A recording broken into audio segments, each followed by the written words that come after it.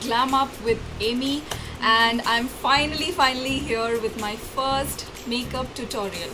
So as you can see, this is a completely Indian ethnic look, and it's a very simple look because it is a daytime look that you can wear for any small occasions, function. I'm wearing a very sheer wash off foundation with some concealer and very light highlighter, as you can tell. The lipstick is also not too red, not too loud. It's a rusty color which would suit well during a day function. So I really enjoyed shooting this because this is my first makeup tutorial and it was really fun.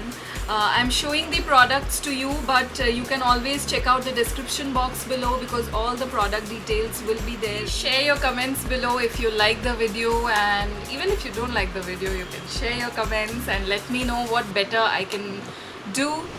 So without any delay, let's get into the video.